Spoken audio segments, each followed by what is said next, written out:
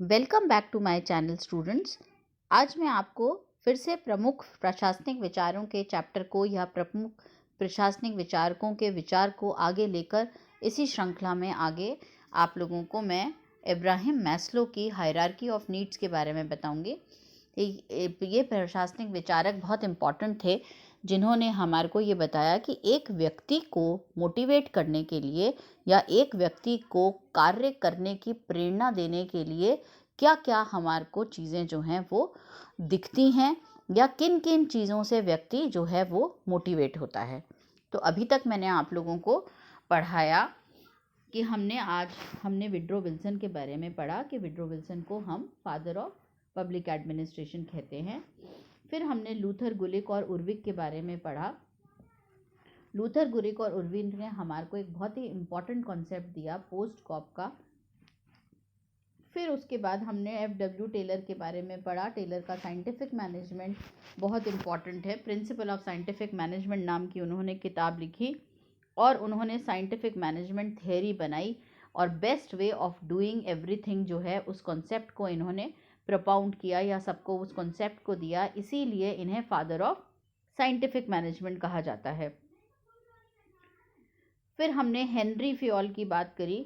Henry Fayol को father of general administration कहा जाता है। उन्होंने 14 प्रिंसिपल्स ऑफ मैनेजमेंट के बारे में बताया और 6 प्राइमरी फंक्शंस किसी भी संस्था के या एडमिनिस्ट्रेशन के बताया। हर्बर्ट साइमन ने हमें एडमिनिस्ट्रेटिव बिहेवियर के बारे में बताया। उन्होंने डिसीजन मेकिंग थियरी के बारे में बताया और साथ ही साथ यह बताया कि ये एडमिनिस्ट्रेशन के प्रिंसिपल्स हर एक संस्था में उपयोगी हर समय नहीं होते, उन्हें हम कहावतों की तरह प्रयोग में हमें लाना चाहिए। मैक्स वेबर को फादर ऑफ सोशियोलॉजी कहा जाता है और उन्होंने ब्यूरोक्रेसी की नौकरशाही की थियरी को प्रपाउंड किया, उसे उन्होंने करा। फिर ह्यूमन रिलेशंस थियरी के अंदर सबसे इम्पॉर्टेंट रोल जो है वो एल्टन म्यू ने किया। फादर वुड्रो विल्सन को father of public administration, Henri Fayol को father of general administration, F.W. Taylor को फादर ऑफ साइंटिफिक मैनेजमेंट कहा जाता है। ऐसे ही लूथर गुलिक और उर्विक ने पोस्ट कॉप का एक्रोनिम दिया। हॉथरन एक्सपेरिमेंट्स में एल्टन मेयो ने एक important management school of thought की स्थापना करी, जिसे ह्यूमन रिलेशंस स्कूल बोलते हैं, हेलो इफेक्ट भी बोलते हैं और ह्यूमन रिलेशंस थ्योरी भी बोलते हैं।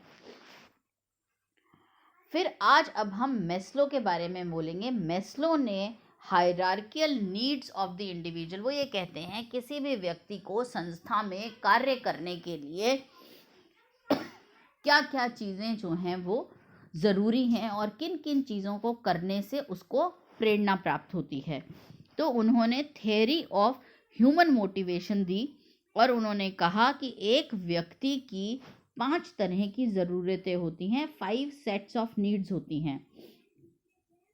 सबसे पहली नीड्स जो होती हैं वो फिज़िकल नीड्स होती हैं, जिसके अंदर भूख प्यास ये सब चीज़ें आती हैं।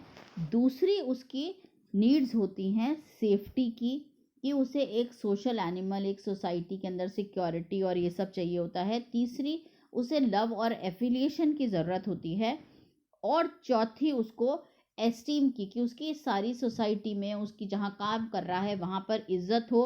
और 5वीं ज़रूरत होती है सेल्फ एक्चुअलाइजेशन की। सेल्फ एक्चुअलाइजेशन हम उसको बोलते हैं कि हम अपने अस्तित्व में, अपनी स्पिरिचुअलिटी में अपने आप को कहीं ढूंढ के रखें या हम अपने आप के लिए कोई इस तरह का कार्य करें कि हमारे जाने के बाद भी लोग हमें हमेशा याद रखें।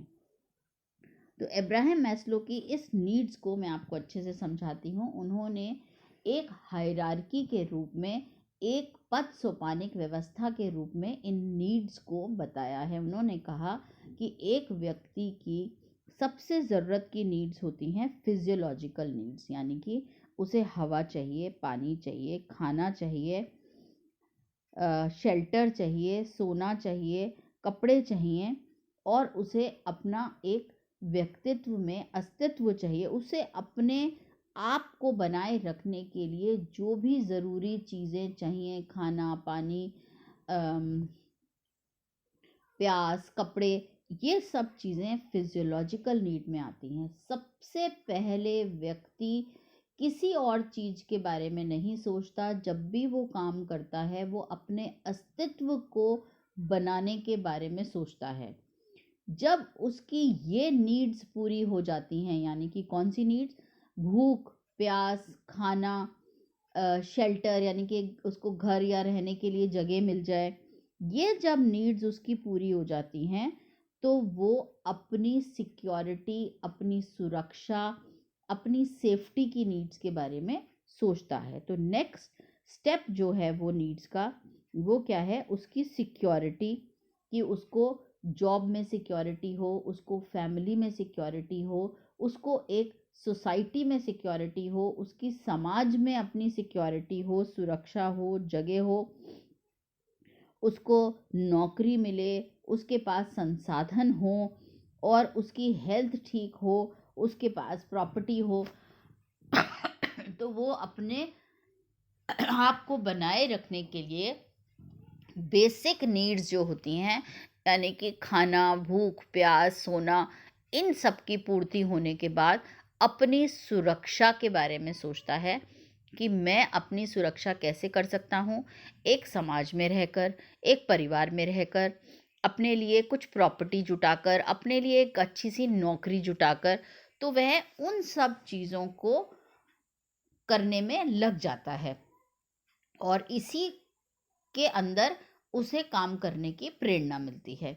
जब यह नीड्स पूरी हो जाती हैं तब वो उसके ऊपर के सोपान पर या उसके ऊपर के लैडर के पद पर जाता है और वहाँ पर वह ढूंढता है कि उसके पास लव और बिलोंगिंगनेस हो। लव और बिलोंगिंगनेस का मतलब कि जहाँ भी वह जाए, चाहे वह परिवार में रहे, चाहे वह समाज में रहे, चाहे वह एक इंस्टीट्यूशन में रहे, सब जगह लोग उसको प्यार करें, वह लोगों को प्यार करें, लोग उसको अपना समझें, वह उनको अपना समझे। क्यों? क्योंकि उससे उसकी सिक्योरिटी और सेफ्टी की नीड्स जुड़ी हुई हैं। कि मान लीजिए उसके साथ कोई हादसा हो जाता है या उसको कभी कोई ज़रूरत होती है, तो जो लोग उससे प्यार करते हैं, उसका सम्मान करते हैं, वही लोग ज़रूरत के टाइम पर उसको कनेक्ट करेंगे, उसको इमोशनली और उसको फाइनेंशियली और मॉरली उसको सपोर्ट करेंगे। यह नीड्स पूरी होने के बाद वह एस्टीम यानी कि इज्जत के बारे में सोचता है कि जहाँ कहीं भी वह जाए लोग उसे इज्जत भरी निगाहों से देखें, उसका कोई स्टेटस हो, उसका कोई रुतबा हो, लोग उसको पहचाने, उसके अंदर पावर आए, उसके पास पार हो, किसी भी तरह की पार, चाहे वह इज्जत की वजह से लोग उसको पूछें, चाहे उसके पास इज्जत की वजह से उसके पास पार हो, चाहे रुतबे की वजह से उसके पास पार हो। इसे सेल्फ एस्टीम बोलते हैं, यानी कि आत्मसम्मान बोलते हैं। एक व्यक्ति का आत्मसम्मान तब बढ़ जाता है जब लोग उसके रुतबे को, उसके स्टेटस को, चाहे वह पद की वजह से हो, चाहे वह उसके नेचर की, व्यवहार की वजह से हो, एक समाज में, एक परिवार में, एक फ्रेंड सर्कल में, हर जगह उसका एक इज्जत हो, उसका एक स्टेटस हो, उसका एक रुतबा हो। इन सब नीड्स के पूरे होने के बाद आखिर में व्यक्ति सोचता है सेल्फ एक्चुअलाइजेशन के बारे में। सेल्फ एक्चुअलाइजेशन का मतलब कि वह ये सोचता है कि मैं इस तरह का व्यक्ति बनूं जो काम आज तक किसी ने नहीं करा हो, चाहे वो इमोशनली हो, चाहे वो स्पिरिचुअल हो, यानी कि वह साधनों को इस तरह से अपने आप को साधे कि लोग उसे उसके जाने के बाद भी उसका नाम याद रखें, उसे पहचाने।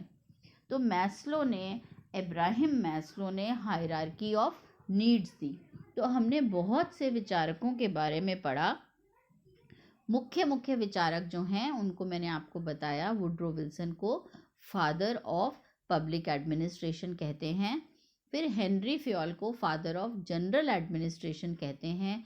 F.W. टेलर को excuse me, father of scientific management कहते हैं। एल्टन मेयो को father of human relations theory कहते हैं। हर्बर्ट साइमन ने administrative behaviour, functions of executive और डिसीजन मेकिंग थियरीज के बारे में बहुत इंपॉर्टेंट कॉन्सेप्ट्स दिए। लूथर गिरिक और उर्विक ने जनरल एंड इंडस्ट्रियल मैनेजमेंट के अंदर लूथर एंड गुरिक ने पोस्ट कॉप का एक्रोनिम दिया। इसी तरह से मेस्लो ने हायरार्की की नीड्स जो हैं उनके बारे में बताया। मैक्स वेबर ने ब्यूरोक्रेसी का ढांचा या थियरी ऑफ ब्यूरोक्रेसी, इनको फादर ऑफ सोशियोलॉजी बोलते हैं, इनके बारे में बताया।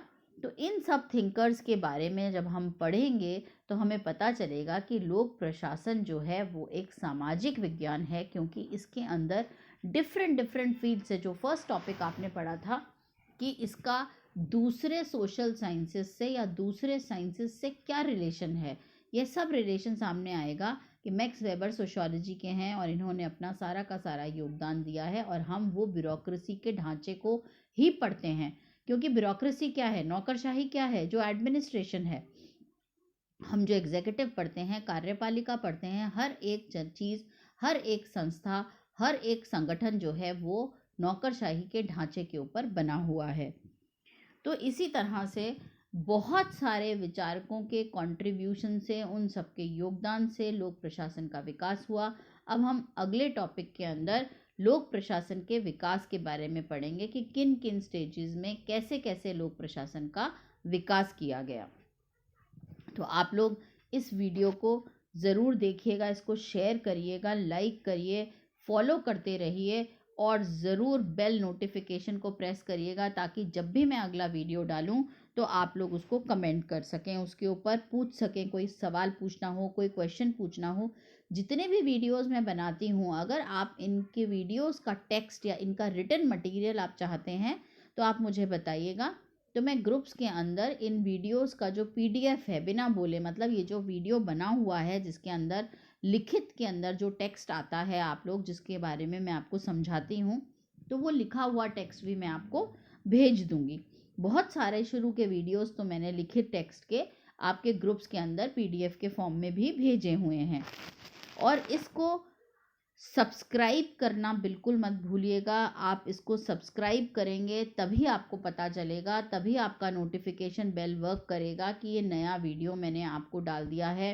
और कोशिश करिएगा एक टॉपिक से रिलेटेड जितने भी वीडियोस हैं, जैसे अभी मैंने आपको सारे के सारे एडमिनिस्ट्रेटिव थिंकर्स के वीडियोस डाले, उससे पहले मैंने जुडिशरी के वीडियो डाले थे, उससे पहले मैंने आपको प्राइम मिनिस्टर, वाइस प्रेसिडेंट, ऐसे करके वीडियोस डाले।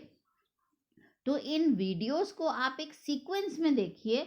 जैसे आप लोगों को केंद्रीय कार्यपालिका या सेंट्रल एग्जीक्यूटिव के बारे में पढ़ा है कि कार्यपालिका क्या होती है, न्यायपालिका क्या होती है, इन सब के बारे में अगर आप इकट्ठे वीडियोस पढ़ेंगे, जैसे सारे जुडिशरी के वीडियोस पढ़िए, फिर पूरे के पूरे कार्यपालिका के वीडियोस पढ़िए, तो आपकी समझ जो है वो बहुत गहन और आपको ये अच्छे से समझ में आएगा और हमेशा याद रहेगा।